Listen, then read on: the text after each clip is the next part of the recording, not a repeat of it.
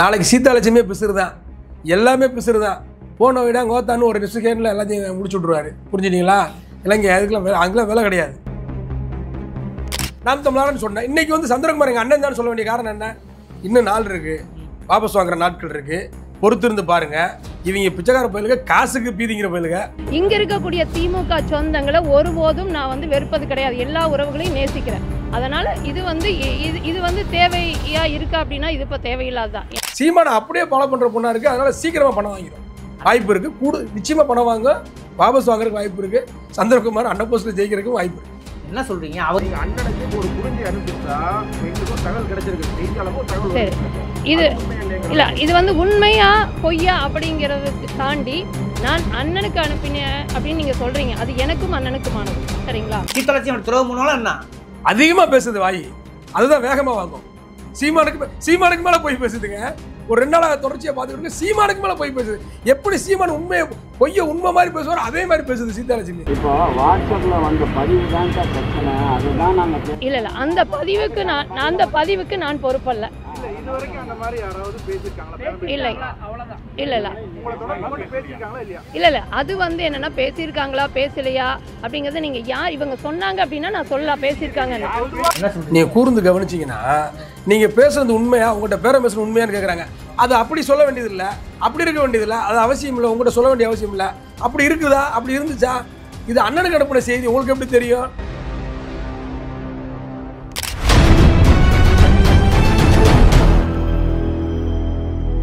Sir வணக்கம். வணக்கம். குறிப்பாக ஒரு வார காலமாக பெரியார் குறித்து பேசின விஷயம் சர்ச்சையாக போய் கொடுக்குறது தெரியும். இன்னைக்கு கூட ஆராசா அவர்கள் பேசியிருக்கார். பெரிய புராணத்தை உதாரணம் காட்டும்போது பெரிய புராணத்தில் பிள்ளைக்கறி கேட்கறது மனைவி கேட்கறதுலாம் இருக்குது, அதன்படி நடப்பாரா சீமான்னு ஒரு பிரச்சனை பண்ணியிருக்காரு. இந்த அளவுக்கு போகணுமா? தொடர்ந்து இப்போ சீமானோடைய பிரச்சாரத்தை இந்த பெரியார் நிலையை 24 முற்றுகையை எப்படி கொஞ்சம் உங்கள் தலைவர் அறிவிச்சிருக்காரு. அதாவது பார்த்தீங்கன்னா சீமான் வீடு முற்றுகை என்பது வந்து என்ன காரணம்னா, சீமான் வந்து முழுக்க ஆர்எஸ்எஸ்னுடைய அடியாளர் இருக்கிறான்றதை நம்ம பலமுறை எதிர்ப்பு சொல்லியிருந்தா கூட அவர் தொடர்ந்து வந்து பார்த்தீங்கன்னா பத்திரிகைகளை சந்திக்கும் போது பெரியாரை பற்றி இழிவுபடுத்தி பேசிகிட்டே இருக்கார். ஆராசா அவர்கள் சொன்னது போல் அவர் என்ன சொன்னார்னா, எங்களுக்கு பெரியார் புராணம் பிடிக்கல, பெரிய புராணம் தான் பிடிச்சிருக்கு, பெரியார் புராணம் பாடாதான் எங்களுக்கு பிடிக்கலன்னு சொல்கிறார். ஏன் பெரிய புராணம் இவருக்கு பிடிச்சிருக்கு அப்படின்னு கேட்டிங்கன்னா, பெரிய புராணம் இவருக்கு பிடிப்பதற்கு காரணமே என்னென்னா, அதில் வந்து பார்த்தீங்கன்னா இயற்பகை நாயனார் அப்படின்றவர் என்ன செய்கிறாருன்னா தன்னுடைய மனைவியை ஒரு பாப்பானுக்கு கூட்டி கொடுக்குறாரு. என்ன சொல்கிறீங்க? இதுதான் தமிழ் இலக்கியம் தான். அது தமிழ் இலக்கியத்தில் இயற்பகை நாயனார் வந்து ஒரு தன்னுடைய மனைவியை பாப்பானுக்கு கூட்டி கொடுக்குறாரு. பக்தி இலக்கியம். பக்தி இலக்கியம். அவனுக்கு வந்து பார்த்தீங்கன்னா இவர் வந்து சிவபெருமான் வந்து முக்தி அளித்தார் அப்படின்னு ஒரு செய்தி இருக்கு. அப்போ சீமானுக்கு இது பிடிச்சிருக்கு. புரிஞ்சுதா உங்களுக்கு? எதை எடுத்தாலும் செக்ஸ் கதையாக பேசக்கூடிய சீமானுக்கு, எதை எடுத்தாலும் காம கதையாக பேசக்கூடிய சீமானுக்கு, அணு உலை விஷயத்தில் கூட ஆண் உரையை தயாரிக்கும் போல உனக்கு எதுக்கு அணு உலைன்னு கேட்டவர் தான் அவர். புரிஞ்சுட்டீங்களா? இப்படி எதை எடுத்தாலும் எங்கள் ஆத்தா பண்ண நீ எங்கள் ஆத்தா நல்லா பேசு, கெட்ட வார்த்தையில் பேசு, எங்கள் ஆத்தா திட்டிட்டு போ அப்படின்னு பேசுறது. இல்லை அவர் தாயாரையே கெட்ட வார்த்தை திட்டிட்டு போதான் நீ குளத்துமணின்னு சொல்லியிருக்காரு. இன்னொன்று போன் போட்டு பேசும்போது தன்னுடைய தொண்டர்களை போன விட கோத்தா அப்படின்னு பேசுறது. புரிஞ்சுட்டிங்களா?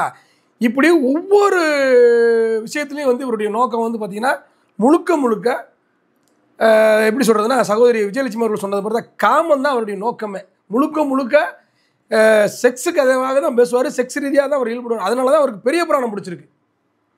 அதே மாதிரி அதுலேயே அந்த பக்தி இலக்கியத்திலே பார்த்தீங்கன்னா ஒவ்வொரு நாயனர்களுக்கும் ஒரு இளையமுடி மாற நாயனார்னு ஒருத்தர் இருக்கார். அவர் என்ன செய்கிறாருன்னா அவருடைய மனைவி வந்து வீட்டு கூரையே பிடுங்கி பார்ப்பனருக்கு சோறு வாங்கி கொடுத்துருக்காங்க.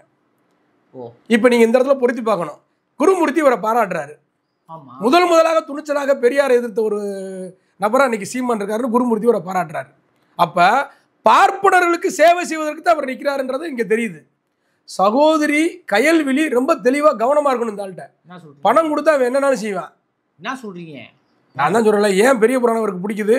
இயற்பகை நாயனார் என்ன செய்கிறாரு, தன்னுடைய மனைவியை கூட்டி கொடுக்குறாரு பாப்பானுக்கு. புரிஞ்சுக்கிட்டீங்களா? அப்போ இந்த மாதிரி அயோக்கிய போய் சீமான்ட்ட சகோதரி கயல்விழி, 2வது மனைவி கயல்விழி மிக கவனமாக இருக்கணும். இப்பெல்லாம் புரிஞ்சு பார்க்குறதா அவர் பேசுகிறாங்க. ஐயோ கவனமாக இருக்கணுங்க. ஏங்க நேற்று ஒரு பேச்சு, இன்னைக்கு ஒரு பேச்சுங்க, இன்னைக்கு ஒரு பேச்சு, நாளைக்கு ஒரு பேச்சுங்க, காலையில் பேசுனது இன்னைக்கு ஒரு பேச்சுங்க. இவன் குடி போதெல்லாம் நான் பேசலை. தமிழர் துரோகியா தமிழ்நாட்டை காட்டி கொடுக்குற வேலையை செஞ்சுக்கிட்டு இருக்கான். இதுதான் யதார்த்தம். இன்னைக்கு வந்து ஒன்றும் இல்லை, எல்டிடி அதாவது எல்டிடி தீவிர விடுதலை புலிகள் வந்து போதைப் பொருள் கடத்துறாங்கன்னு சொன்ன அதே வாய் குருமூர்த்தி வாய் தான் சீமானை பாராட்டுது. ஆமா, அதிலே அந்த கூட்டத்திலே பதிவு பண்றாரு. விடுதலை புலிகள் வந்து போதைப் பொருள் கடத்துறவன், இப்போ அந்த வேலையை முஸ்லீம் தீவிரவாதிகள் செய்யறான் பதிவு பண்ணியிருக்காரு. அந்த வார்த்தையெல்லாம் பதிவு பண்ணியிருக்காரு. அதே வாயால தான் சீமானை பாராட்டுறாரு. இவர் குருமூர்த்தியை கண்டிச்சு பேசியிருக்காரா? இப்பயும் பேசலையே. குருமூர்த்தியை கண்டிச்சு பேச மாட்டாரு. பார்த்துருக்க மாட்டாரு. ஏன் குருமூர்த்தியை கண்டிச்சு பேச மாட்டாருன்னா, இவருடைய பிரஸ் மீட் அனைத்தும் எழுதி கொடுக்கறது குருமூர்த்தி தான். என்ன சொல்றீங்க? இதாங்க ஒரு இட்டு கட்டலாமா? சரி, நாம் தமிழர் கட்சிக்கு பேர் வாங்கி கொடுத்தது யாரு? ஆதித்யநாத் குடும்பத்தினர் பேச்சுவார்த்தை நடத்தி பேச்சுவார்த்தை இருந்து அதை தெளிவாக அவரோட பயணிச்ச இளமாறன் தோழர் இளமாறன் மிக தெளிவாக பதிவு செஞ்சிருக்காரு. குருமூர்த்தி கூட்டு போனாங்க. குருமூர்த்தி தான் இந்த பேர் வாங்கி கொடுத்தாரு. இது என்னால் வெளிப்படை எங்கேயும் சொல்ல முடியும்னு அவரோட பயணிச்ச தோழர் சொல்றாரு. ஒருங்கிணைப்பாளர் ஒருத்தர் வந்து பயணிச்ச தோழர் தான் இளமாறனை கூட இருந்தவர் சொல்றாரு. இது மறுக்க முடியுமா? அப்ப பிரஸ் மீட்டுக்கு எழுதி தரதெல்லாம் யாரு? அப்ப பார்ப்பனருக்கு சேவை செய்வதற்கு பார்ப்பனருடைய அடிவரடியா இருந்து தமிழ்நாட்டில் ஏங்க பெரிய தடையா இருக்கிறது பெரியார் தாங்க. பிஜேபி ஆர்எஸ்எஸ் தமிழ்நாட்டுக்கு நுழைய முடியாமல் இருப்பதற்கு, நோட்டாவை தாண்ட முடியாமல் பிஜேபி இருப்பதற்கு காரணமே பெரியார் தான். அப்போ இந்த பெரியாரை எப்படி வீழ்த்துவது? யார் மூலியமாக வீழ்த்துவது? எதை சொல்லி தமிழில் திமுக ஆட்சிக்கு வந்துச்சு? எதை சொல்லி பெரியார் இங்கே பிரச்சாரம் செய்தார்? அதையெல்லாம் சீமானை பேச வைத்து அவன் மூலமாகவே பெரியாரை வந்து இழிவுபடுத்தும் விதமான வார்த்தைகளை பேசுகிறேன். ஒரு 2 நாள் முத நாள் வந்து பத்திரிகையாளர் மணிகிட்ட வந்து என்னுடைய வழிகாட்டி பெரியார்ன்றாரு. தொடர்ச்சி ரொம்ப நாளாக சொல்லி இன்னும் வீட்டில் அவருடைய பெரியார் புகைப்படத்தை எடுக்கல. பெரியார் புகைப்படம் அவர் வீட்டில் தான் இருக்கு. ஆனால் இப்படியெல்லாம் வச்சுக்கிட்டு பெரியாரை பற்றி வெகுஜன மக்கள்கிட்ட கொண்டு போய் சேர்த்ததுல சீமானுடைய பங்களிப்பு இருக்கு, நம்ம மறுக்க முடியாது. ஆனால் இன்னைக்கு எதுக்காக விலை பேசுறான்? ஏன் விலை போயிட்டான்? பணத்துக்காக விலை போயிட்டான். தேர்தலில் ஒன்றும் இல்லைங்க, தேர்தலில் டம்மி வேட்பாளர் கேள்விப்பட்டீங்களா? காலியமாகவே டம்மி வேட்பாளர் தான். பெண் வேட்பாளர் போடுறதுலாம் டம்மி வேட்பாளர் தான். ஏன்னா டம்மி வேட்பாளர் போட்டு அங்கே திமுக அதிமுக யாராவது முக்கியமான புள்ளிகிட்ட பணம் கேட்டுருது. அப்படி இருந்த முதல் ஒரு குற்றச்சாட்டு உண்மைதான் வெளிப்படுத்தினாங்கன்னு வச்சுக்கோமே. ஆனால் இன்னைக்கு இடைத்தேர்தல், குறிப்பாக ஈரோடு இடைத்தேர்தலில் ஒரு அதிர்ச்சிகரமான தகவல் நீ வெளியாகிறது. குறிப்பாக அந்த நாத்தாக்கா கட்சியை சேர்ந்த சீதாலட்சுமி வேட்பாளர் என்ன சொல்றாங்கன்னா, அவங்க வாட்ஸ்அப் ஒரு உரையாடல் சீமானுக்கு அனுப்பிச்சதாகவும் அந்த உரையாடல் நீ லீக் ஆயிருக்கு. குறிப்பாக திமுகவிடம் இவர் பேரம் பேசிய அந்த வாட்ஸ்அப் விஷயம் வெளியாகிறது. அவர் முன்னுக்கு பின் முரணான பதில் தான் சொல்றாரு. இது எப்படி சேர்த்து புரிஞ்சுக்கிறது? அந்த பொண்ணு சொல்லியிருக்காங்கன்னு சொன்னீங்களா? அந்த பொண்ணு ஒண்ணுமே சொல்லலை. என்ன சொல்றீங்க? நீங்க கூர்ந்து கவனிச்சீங்கன்னா, நீங்க பேசுறது உண்மையா, உங்கள்கிட்ட பேரம் பேசுறது உண்மையான்னு கேட்குறாங்க. அது அப்படி சொல்ல வேண்டியது இல்லை, அப்படி இருக்க வேண்டியது இல்லை, அது அவசியம் இல்லை, உங்கள்கிட்ட சொல்ல வேண்டிய அவசியம் இல்லை. அப்படி இருக்குதா? அப்படி இருந்துச்சா? இது அண்ணனுக்கு அனுப்பின செய்தி உங்களுக்கு எப்படி தெரியும்? அப்படி இல்லைங்க, பேச்சுவார்த்தை நடச்சா இல்லையா? கடைசி வரைக்கும் அது ஒத்துக்கிறவே இல்லை. ஏன்னா இந்த இடைத்தேர்தலில் கூட மறைமுகமாக சீமானே பேரம் பேசுவாங்க. பெண் வேட்பாளர்கள் டம்மி வேட்பாளர் தான் அவங்க கட்சிக்காரங்களே அறிவிச்சிருக்காங்க. இவங்க தானே இப்போ பேசியிருக்காங்க. குறிப்பா சீதாலட்சுமி வாபஸ் வாங்க எது வாய்ப்பு இருக்கான்னு கேட்குறேன். வாய்ப்பு இருக்குங்க. பணத்தை வாங்கிட்டு வாபஸ் வாங்கிடுவாங்க 2 பேரும். நீங்க பொறுத்து இருந்து பாருங்க. என்ன சொல்றீங்க? சீதாலட்சுமி துரோகம் பண்ணாலும் என்ன அதிகமா பேசுது வாய், அதுதான் வேகமா வாங்கும். சீமானுக்கு மேல போய் பேசுதுங்க. ஒரு 2 நாளாக தொடர்ச்சியா பார்த்துக்கிட்டு சீமானுக்கு மேல போய் பேசுது. எப்படி சீமான் உண்மை மாதிரி பேசுவார் அதே மாதிரி பேசுது சீதாலட்சுமி. நல்ல ட்ரைனிங், நல்லா சீமானை அப்படியே ஃபாலோ பண்ற பொண்ணா இருக்கு. அதனால சீக்கிரமா பணம் வாங்கிடும். வாய்ப்பு இருக்கு, நிச்சயமா பணம் வாங்க, வாபஸ் வாங்குறதுக்கு வாய்ப்பு இருக்கு. சந்திரகுமார் அன்னபோஸ்ட்ல ஜெயிக்கிறதுக்கும் வாய்ப்பு இருக்கு. என்ன சொல்றீங்க? அவங்க என்ன சொல்றாங்கன்னா, எனக்கு வந்து திமுக சித்தாந்தம் எதிரே தவிர இந்த மாதிரி குறுக்கு வழியில் போய் நான் வந்து போக மாட்டேன். அது மட்டும் இல்லாமல் அண்ணன் சந்திரகுமார் எனக்கு தனிப்பட்ட முறை நண்பர் தான். ஆனா வந்து தனிப்பட்ட முறையில் எனக்கு அண்ணன் தான் அப்படின்லாம் சொல்லுது இல்ல. உன்கிட்ட பேரம் பேசுனது யாரு? சொல்ல முடிஞ்சா? ஏன் சொல்ல மாட்டேங்கிற? அது சொல்லி பிரயோஜனம் இல்ல. பிரோஜனமா? அப்ப நீ பேரம் பேசியிருக்கியா? உண்மையை சொன்னா அவன் ரெக்கார்ட் பண்ணவன் பதிவு பண்ணிடுவான்ல, செய்தியை போட்டுருவான்ல, இது எவ்வளவு பணம் கிடைச்சுன்னு பதிவு பண்ணிடுவான்ல, அண்ணனுக்கு எவ்வளவு தரணுன்ற செய்தி வந்துடும்ல. இந்த பொண்ணு ஒத்துக்கிட்டா, ஆமா நாங்க பேசணும், நடந்துச்சு, என்கிட்ட பேரம் பேசினாங்கன்னு சொன்னா, இந்த பொண்ணுக்கு எவ்வளவு பணம் கிடைச்சு, நாம் தமிழர் கட்சிக்கு எவ்வளவு பணம் கிடைச்சு, சீமானுக்கு தனியா அந்த நீலாங்கர பங்காள சவுஸ் வாழ்க்கை வர்றதுக்கு சீமானுக்கு எவ்வளவு பணம் கிடைச்சுன்னு வெளியே வந்துடும்ல. ஏன் ஒத்துக்கிற மாட்டேங்கிற? நீ குறுஞ்செய்தி அனுப்புனியா இல்லையான்னு கேட்கறாங்க. ஏன் அனுப்புற? பத்திரிகையாளர்கள் கேட்கிற கேள்வி பதில் சொல்லணுமா இல்லையா? சீதாலட்சுமி அதான் சொல்றல, சீமான் போலவே போய் பேசுது அந்த பொண்ணு. கடைசி வரைக்கும் ஒரு 5 நிமிடம் அந்த பேட்டியில் பார்த்தோம். அந்த பேட்டியில் மலுப்பு தான் செய்ததை தவிர ஆமா என்கிட்ட பேசுனாங்க, நான் உடன்படலை, இன்னாரு பேசுனாங்க அப்படின்னு வெளிப்படுத்த வேண்டியதானே? அவன் பயங்கரமா அறிவிறான். நாத்தாக்காவா திமுகங்கிற ஒரு கால சூழல் ஏற்பட்டிருக்கு. இன்னைக்கு மாறி இருக்கு. இன்னைக்கு அது 2 நாளைக்கு அது நேத்து. இன்னைக்கு என்ன பேசுறேன்னா, சந்திரகுமார் வேறாம்ல எங்க அண்ணன் தான் அப்படின்னு சொல்லுது. ஏன் இந்த மாற்றம் என்ன காரணம்? நேத்து திமுகவா நாம் தமிழர்னு சொன்னேன், இன்னைக்கு வந்து சந்திரகுமார் எங்க அண்ணன் தான் சொல்ல வேண்டிய காரணம் என்ன? இன்னும் நாள் இருக்கு, வாபஸ் வாங்குற நாட்கள் இருக்கு, பொறுத்து இருந்து பாருங்க. இவங்க பிச்சைக்கார பயிலுங்க, காசுக்கு பீதிங்கிற பயிலுங்க, கண்டிப்பாக நாம் தமிழ் கும்பல் பணத்துக்கு விலை போகிற பயிலுக்கு தான் கண்டிப்பாக விலை போக வாய்ப்பு இருக்குது. நிச்சயம் பாருங்க இது நடக்கும். இல்லை சார், இருந்தாலும் காரசாரம் போயிட்டு இருக்கு. ஒரு இடைத்தேர்தலில் ஒரு உண்மையை சொல்ல போனால் நாத்தாக ஒரு நல்ல வாய்ப்பு இல்லையா அது நாம் தமிழ் கட்சிக்கு? திமுகவோட நேரடியாக இருக்கிற வாய்ப்பு, அந்த வாய்ப்பை நழுவ விடுவாங்களா? சீதாலட்சுமி துரோகம் முன்னாடி எப்படி நம்ம எடுக்க முடியுன்றேன். ஒன்று தெரிஞ்சுங்க, அவங்க சட்டமன்ற உறுப்பினர் ஆகிறதுக்கோ நாடாளுமன்ற உறுப்பினர் ஆகிறதுக்கோ முதலமைச்சர் ஆகிறதுக்கோ அவங்க கட்சி நடத்தலை. சரிங்களா? பேரம் பேசுறதுக்கு தான் கட்சி நடத்துகிறாங்க. முழுக்க முழுக்க எல்லாரோடையும் பேரம் பேசுவாங்க, யாருக்குனாலும் பேரம் பேசுவாங்க. இப்போ பார்ப்பனர்கள் குறிப்பாக வந்து பார்த்தீங்கன்னா குருமூர்த்தி கும்பல் தான் இவரை வந்து இயக்குறதே. ஒரு பக்கம் நிதி கொடுத்து ஒரு பக்கம் பெரியாருக்கு எதிராக பேச வைக்கிறது, தமிழ்நாட்டில் பாஜக வளர்வதற்கான சூழலை உருவாக்குவது. இன்னொரு பக்கம் வந்து பார்த்தீங்கன்னா திமுக அதிமுக யாராக இருந்தாலும் சரி அவங்கள்ட்ட பேரம் பேசி டம்மி வேட்பாளர் போடுறது. இப்போ ஒரு நல்ல ஒரு வேட்பாளர் டம்மி வேட்பாளர் என்ன சொல்றீங்க? சீதாலட்சுமி டம்மி வேட்பாளர் அவங்க தான் நிற்கிறாங்க. ஏங்க நான் தான் சொல்கிறேன்ல, நீங்கள் ஒன்று தெரிஞ்சுங்க, கயல்விழியே வர நம்பாது. என்ன சொல்றீங்க? சீமானை நம்பாதுங்க. ஏன்? கயல்விழியே நம்பாது. சொந்த மனைவிங்க நம்பாதுங்க. நம்பாம தான் கயல்விழி உள்ள இறங்கி இப்போ கணக்குலக்கெல்லாம் அது பார்த்துக்கிட்டு இருக்கு. தெரியுமா உங்களுக்கு? அது நிர்வாகத்தில் உள்ள தலையிட போய் தான் நிறைய பேர் கட்சி விட்டு வெளியேறாங்க. அது உங்களுக்கு தெரியுமா? உங்களுக்கு புரிஞ்சுட்டீங்களா? கயல்விழி சீமானை நம்புறது இல்லை. இவன் எவ்வளோ பெரிய திருடன்னு சீமான கயல்விழிக்கு தெரியும். ஏன்னா கூட இருக்காரு இல்லையா, எவ்வளோ பெரிய திருடன்னு கயல்விழிக்கு தெரியும். அதனால கட்சிக்குள்ளே தலையிட்டு எல்லா பேரும் பேசுறது வைக்கிறதுல இவங்களும் தலையிடுறாங்க. இவங்களுக்கு தேவையான ஆட்களை மட்டும் மையப்படுத்தி வச்சுருக்காங்க. யார்? கையில் வச்சுருக்காங்க. குறிப்பாக பாக்கியராசன் போன்ற சில நபர்களெல்லாம் முன்னெடுப்பு வச்சுக்கிட்டு சில சாட்டை போன்ற நபர்களை ஓரம் கட்டுற வேலையில் நடந்துக்கிட்டு இருக்கு. கட்சிக்குள்ளே பெரிய குளறுபடி அடிக்குது. இன்னும் கொஞ்ச நாளில் கட்சி சின்ன அவனமாக மாறும்.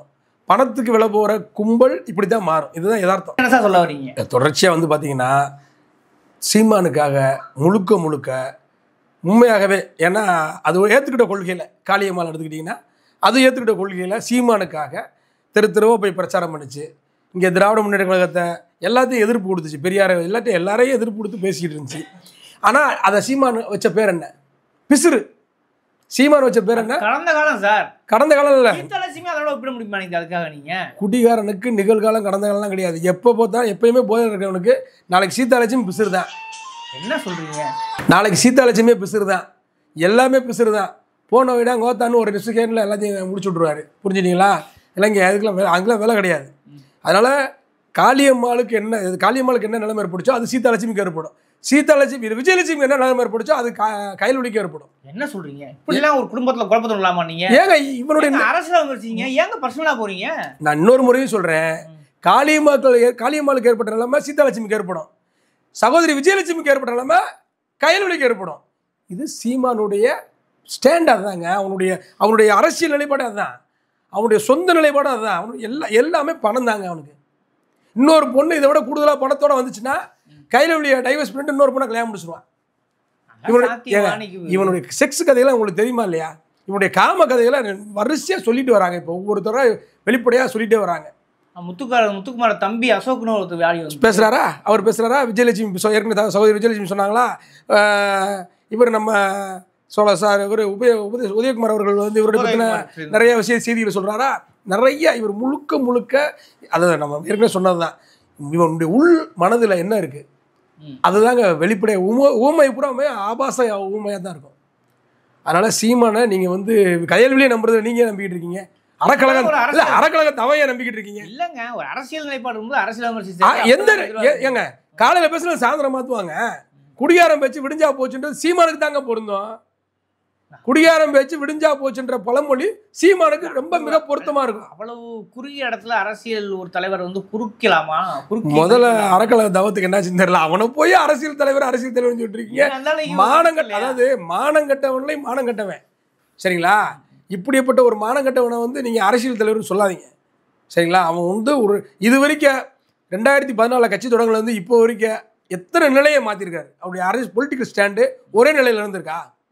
ஒரே தலைவரை சொல்ல முடியுமா? திடீர்னு நம்மாழ்வார்னுவார், திடீர்னு தேவநாய பவர்னு வருவார், ஒவ்வொருத்தரையும் மாற்றி மாற்றி சொல்லுவார். அதே நம்மாழ்வார் பெரியாரை பற்றி என்ன சொல்லியிருக்காரு? தமிழ்நாட்டை சீர்திருத்தம் பண்ணவர் பெரியார். அவரை பற்றி பேசினா இன்னைக்கு முழுவதும் பேசலாம். அப்படிப்பட்ட ஒரு தலைவர் பெரியாருன்னு புகழ்ந்தவர் நம்மாழ்வார். ஆனால் இவன் நம்மாழ்வார் தலைவர்னுவான். அவர் தான் எங்களுக்கு பெரியாருன்னுவான். அதே பெரியவர் தான் பெரியாரை பற்றி என்ன பேசியிருக்காருன்னு இவன் படிக்கணும். புரிஞ்சுட்டீங்களா? இவனுக்கு வந்து ஒரு பொலிட்டிக்கல் ஸ்டாண்டு கிடையாது. இவனுக்கு ஒரு பொலிட்டிக்கலுக்கு சரியான தலைவர் கிடையாது.